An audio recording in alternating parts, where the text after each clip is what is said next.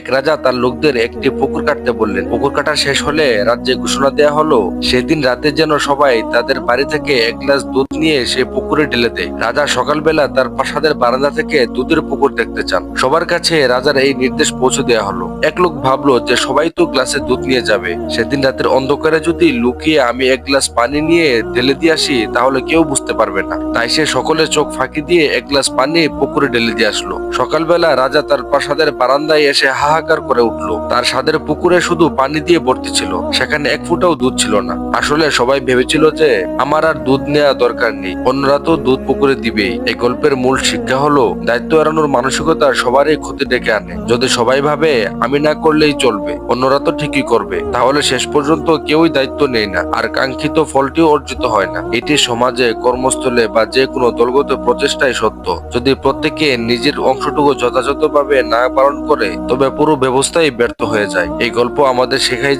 যে নিজের দায়িত্বকে ছোট মনে করে অবহেলা করা উচিত নয়, বরং সৎ ও সচেতন হয়ে নিজের কর্তব্য যথাযথ পালন করাই সামগ্রিক উন্নতির চাবিকাঠি। বন্ধুরা, গল্পটি কেমন লাগলো অবশ্যই কমেন্টস করে জানাবেন, এবং আরো সুন্দর সুন্দর গল্প পেতে আমার চ্যানেলটি সাবস্ক্রাইব এবং ফলো দিয়ে পাশে থাকবেন। ধন্যবাদ।